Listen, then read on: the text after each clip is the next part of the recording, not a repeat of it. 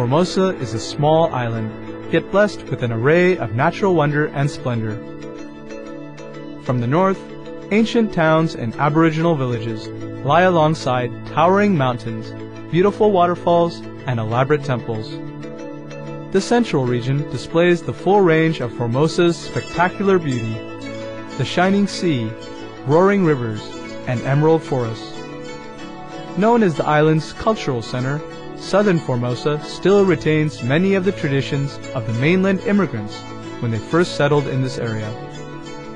With tens of thousands of people practicing the Kuan Yin method, Formosa has gained international attention and respect for its economic independence and power. Diligent spiritual practice has brought their land abundant prosperity and development. Through the sincerity of the practitioners, Formosa enjoys the blessings and merits of a peaceful nation. In early 2007, Supreme Master Ching Hai answered the sincere longing of her association members when she joined the festivities with honored guests and around 10,000 of our association members from around the world to celebrate the Lunar New Year of the Pig on February 18, 2007 in Formosa. On the same auspicious day, the Shining World Leadership Award ceremony was held, and Supreme Master Ching Hai awarded the former President of the Philippines, Fidel Ramos, President of the Gusi Peace Prize Foundation, Manuel L. Morato, and Senator Harrison Alvarez for their compassionate work with the Aulaxese refugees in the Philippines. Following these celebrations, an international retreat took place where Supreme Master Ching Hai and our association members meditated and prayed for peace throughout the world. On February 22, 2007, the Supreme Master Ching Hai Day was celebrated with great fanfare and beautiful performances. We now invite you to listen to a discussion between Supreme Master Ching Hai and our association members entitled The Unsurpassed Benefit of Taking Refuge in the Buddha in February 1996 in Shihu, Formosa.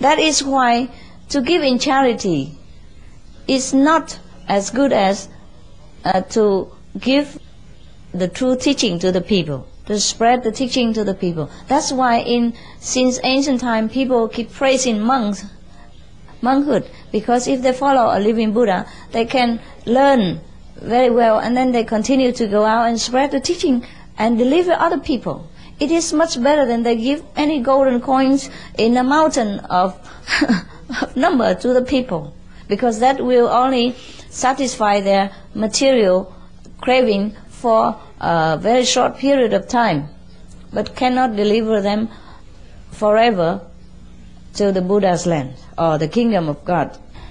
Yeah, so you see, because at that time he only offered 2 coins without condition. Yeah, without thinking of reward or merit. Thus his merit has become multifold like that, and he enjoyed wealth forever, for a long, long time. But it would have been better at that time if he himself developed a quest or a thirst for enlightenment and follow the Buddha, or become a monk, even better. But he did not. Therefore, I have often told you that charity should be done, in modesty, the way it is. Not that means we are stingy not to give, but means to give but without pomp and show too much.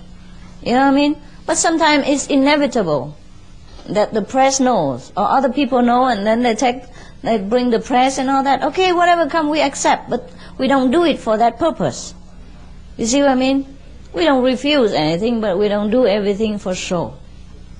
You see, some person invited the Buddha and make a very shining example of charity. And then the other person sat next door and looked at it, and he learned from that example. And he gave the 2 coins. It's fine and good. But that's the only thing he learned. You see what I mean?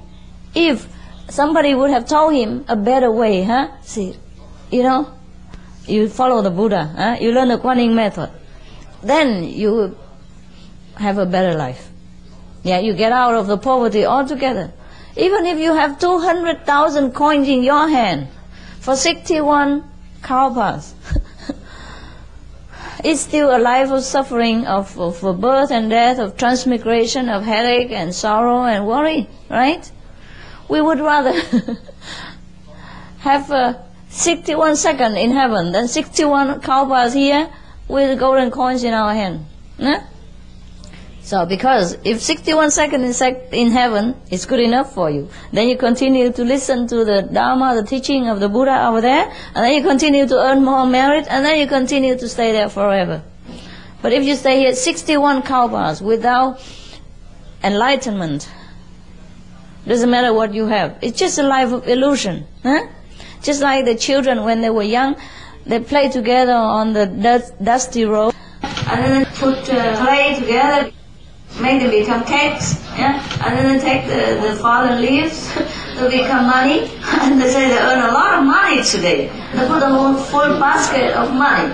This is, for the adults we know, is only golden leaves. And for the children they know too.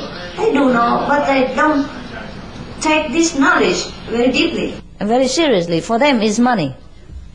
Even though they know it, but for them it's money, and they cling to that. And they would argue back and forth, 5 more leaves for 1 cake, for example, like that. And they feel happy about it. Similarly, for us, the adult, to play in this game of illusion, it's just a matter of degree.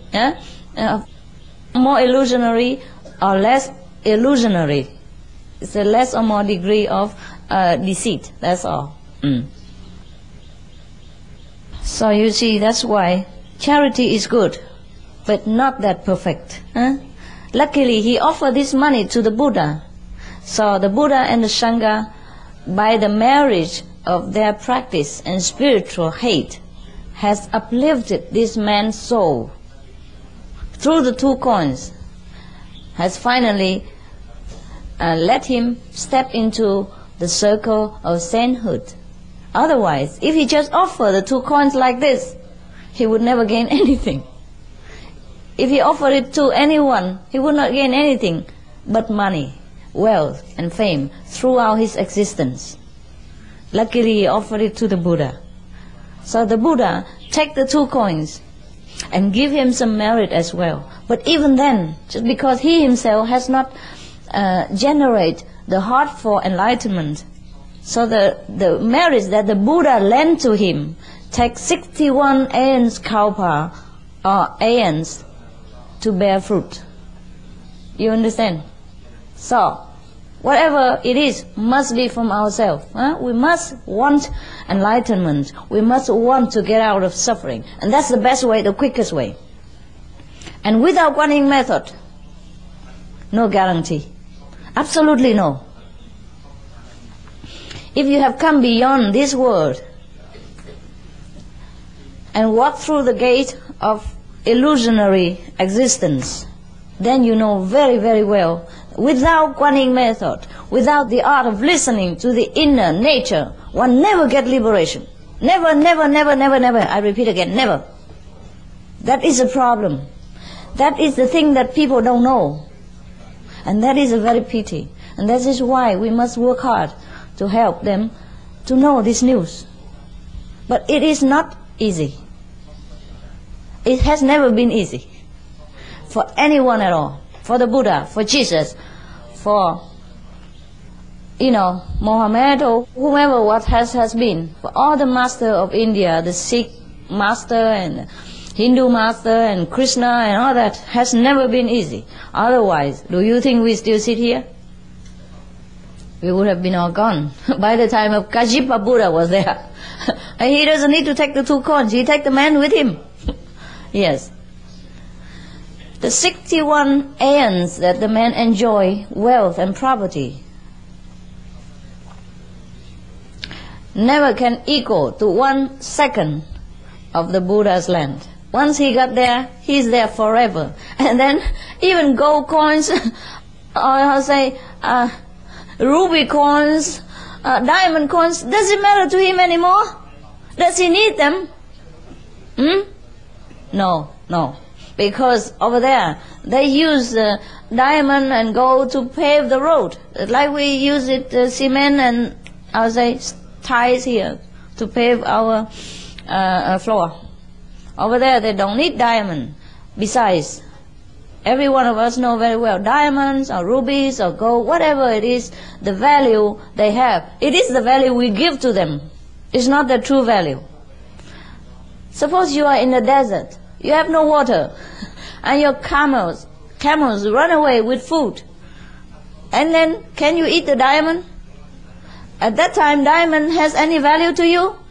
No, you die beside the diamonds, and diamond cannot move, cannot do anything absolutely to you. So any value in this world, the material value, only has the importance because we give it to them. Otherwise, there's nothing here that's valuable. Thus, you see, some man loved that woman, loved so much that he would die or he would kill for her. But to other neighbors, she's nothing. Even if she comes to his house, he would kick her out. Yeah. He said, what do you do here? He would not feel her appeal at all, because she has nothing to do with him. But she has the karma with that person, with the one who would kill for her, that person. So everything is related to each other through the karma or through the value that we attach to the subject or to the person. There's no real value in this world. But since we live here, we accept. We accept. But we must know so that we don't feel attachment for these transient things, and really it's not valuable things. We must understand the root of all the value so that we can use them but not feel attached to them. And that's the reason why we must practice the spiritual wisdom. We must know, so we free ourselves from everything, from material binding, from attachment of passion, from binding of physical love even. So the Buddha means the one who is enlightened. In India, Sanskrit means the old man. That's all, old man. And now, Sangha means one who follows the Buddha. The old man. Sangha means the congregation of truth. That's all there is. Alright, following the truth, the people who follows the truth, follow the teacher of the truth. So the Sangha consisted of the people who renounce their family or friends or possession in order to help the Buddha to travel around and spread the truth teaching. Also included are the lay members who has family and husband and wife, but also continue to spread the teaching in their own way, in their community. Yes. So actually everybody to me is monks. It's just that in the old time it's easier to become monks. Also in India now, still easier to become monk. Even if the master accepts so many monks, he has no worry about anything. They don't need to stay anywhere. They just live on the road or under anywhere or in a park or something. And they go beg for food once a day or twice a day if they need sometimes. That's all. I enjoy the talents that God granted to me for the good cause of mankind. So many people come to me because of the clothing I design, because my artistic tendency appeal to their artistic tendency, appeal to their love of beauty. And some people come to me through the music because my music appeal to their inner nature of their own, ability to produce music or to listen to music. And some people love my paintings, so they feel acquainted to me and make affinity with me and became fellow practitioners. Therefore, from so many angles of abilities, God has drawn His children to Himself. through my physical instrument, for example, like that. Therefore, there's nothing that is useless. We must know how to use things, and then they become useful. You see, when I see the people offer things to the Buddha, and when they're reborn again with a piece of silk on their body or with 2 coins on their hands, I'm afraid. That's why I do not accept your offering. I would rather you offer yourself, and then let me help you, take you out of this suffering sea forever. That would be the best thing that you ever offer to any Buddha. But of course, in each kalpa, means in each age, the Buddhas used a different way to teach people. At that time, that man only offered 2 golden coins. If the Buddha did not accept, he has nothing else to offer. He doesn't know yet. For example, like that. Or the Buddha was in a hurry, and the man only wants to offer 2 golden coins and want nothing else to do with the Buddha. So what else can he do? And then he slowly will develop the mind for enlightenment. That would be best for him.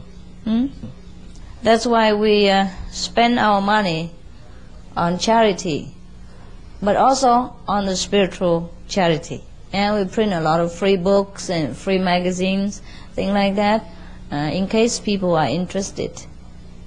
And that is a gift to mankind that we can give. Better than the charity that we do. But of course, when people are dying from starvation, we can't just say, well, spiritual gift is better, so here is a sample booklet. Thus, we also run around the world sometimes, wherever we know about a disaster or whenever we can help, we always help. But I know God will give again. So if necessary, we give everything. If it's not necessary, we give whatever needed or whatever we have. That's all. All right? So when people are starving, you give him some money, okay? Or bread. Not only a sample booklet of Master speaking in United Nations. Money and bread, okay? After he fills his stomach, maybe he listens to you, maybe not, but don't expect anything. So now you don't know anything about stream winners, once returners and never returners. Do you know anything about that? No? Okay. Oh, stream winners. That means he probably practiced convenient method, He has countered the currents of life and death of transmigration. And perhaps during his concentration, while he practiced the convenient method, the Buddha probably would bless him and let him hear the sound currents now and again. So he win the stream, the sound current stream. Yeah? But for that people at that time, most of the master never take people one lifetime. Or not all of them. So many people would have to come back after 7 lifetimes. Then they will get liberation. They meet another Buddha and then actually practice the Guanyin method, became his disciples, then he liberated. That is one who's supposed to be stream winners. And some people come back 4 times with the encounter of the Buddha.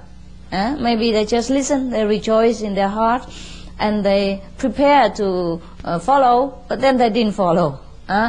Maybe next year, or maybe next 2 years, or something like that. Always the same. Or maybe my sons are grown up, and then I will follow the Buddha. My sons are not grown up, it's not married yet. When they're married, I must drink wine and eat meat first to rejoice. And then after that, I will follow you. But then after that, another daughter going to get married. And then a daughter born another son, and then so on. He has to take care of the grandchildren and blah, blah, blah, blah, blah. And so someone who follow the Buddha called once returners. That, of course, you know very well. He returned once more. And then he be liberated. And other never returners, then it's very clear that he is liberated in this lifetime. This is the one that practiced Guanyin method diligently and want liberation badly. And some became arhats. That is even higher. The arhats can teach people, can impart the blessing to them, etc., etc. Every value depends on how you put on it. So right. So you see, After all, comfort really binds us. Everything has its advantage and disadvantages. Like in the old time or in India, people say to me, India is a land of Buddha. How come it's so poor and so dirty and things like that? There's no blessing to follow the Buddha and the teaching doesn't help. I said, well, you don't see it with the material eyes. The blessing comes in different way. Huh? For example, in the old time, the people don't have so much comfort. So look how many people follow the Buddhas. And now we have paved road and we have cars and we have air-conditioned house. It's very difficult to come here and live in the freezing cold winter with no heater and, hot summer without aircon. For example, you're not used to it and your body rebel, and your mind make trouble. Therefore, it is very difficult. And today, the women are more beautiful than the old time. They can go to beautician, and they buy a lot of makeup, and they go to Master Ching Hai to learn how to make up as well. And they buy celestial clothes, and they put on beautiful jewelry. Even the fake jewelry nowadays are more beautiful than the real jewelry in the old time. So how difficult it is to leave such a piece of jewelry at home and come here and follow Master Ching Hai and live a simple life. It's funny. If it's not a true teaching, everybody follow. If it's true teaching, difficult. If you become a monk without a master, many people. But if you become a monk under a real master, very less. But this is also good. That means the teaching is true. You see in the class, how many distinguished students? 3, 4, 5, no? Especially nowadays. It's funny, in the old time, people follow the master more. Like Krishna, he has about 70,000 wives. No. They're supposed to be the milkmaids, that follow him when he was a shepherd boy. Then they follow him until he became enlightened. Of course, they are not his wives, they're just his disciples. But that is only female disciples. The male disciple didn't count yet. Okay? For example, like that. And even at that time, there was no system of transportation. Not so fast like today with airplane, hovercraft, and maybe soon hover car. So sometimes comfort doesn't mean blessing from God. Or richness doesn't mean you are a very meritorious person.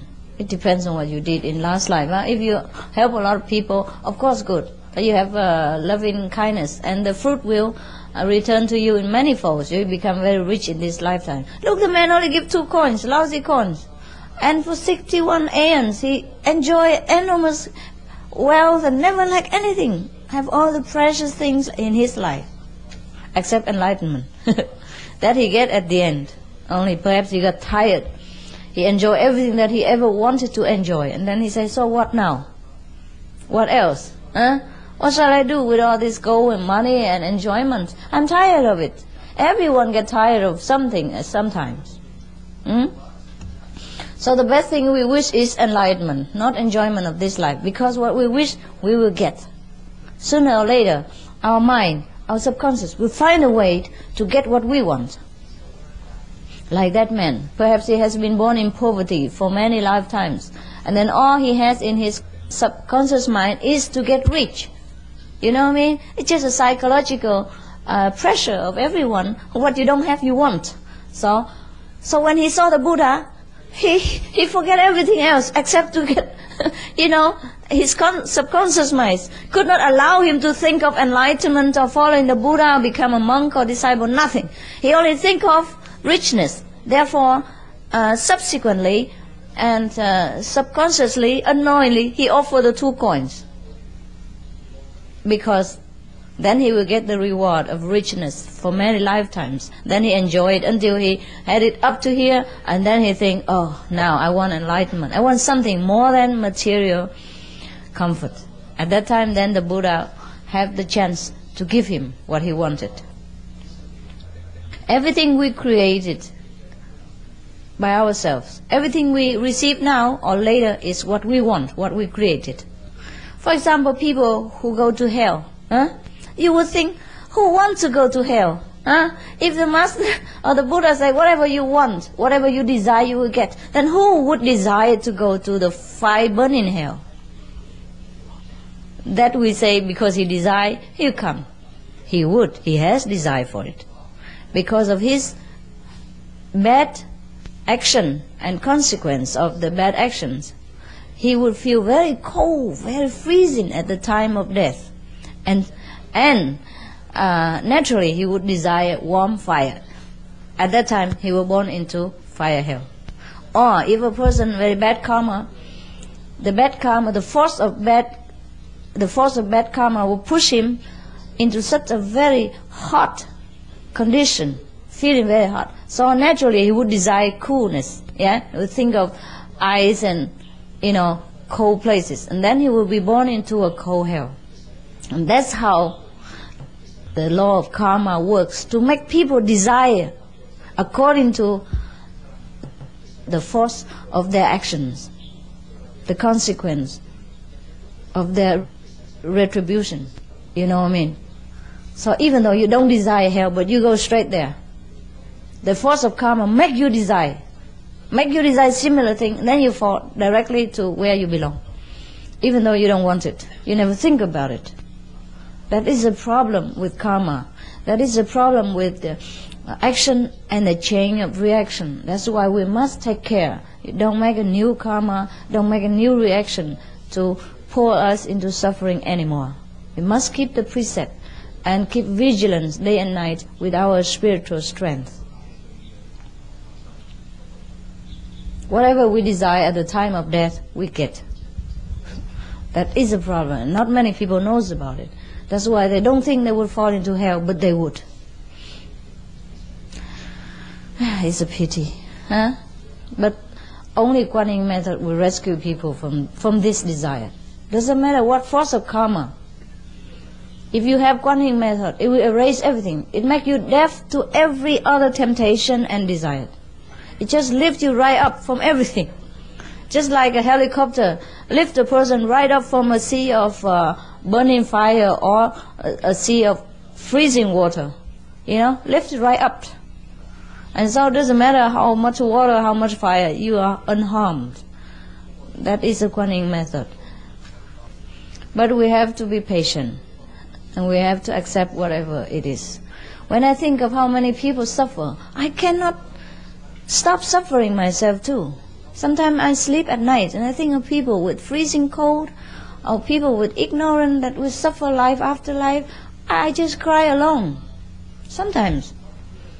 But sometimes I'm more enlightened and I think it's all a game. But the people who are in the game don't know it is a game. That's why they suffer. And seeing them suffer, I suffer. Not that I don't know that it is a game, but because they don't know.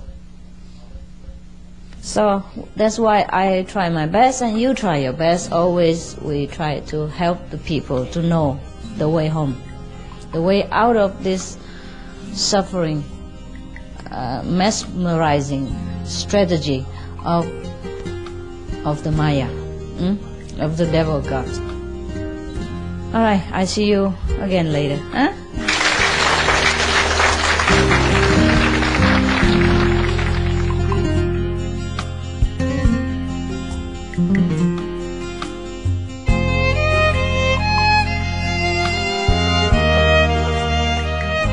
We appreciate your company today on Between Master and Disciples.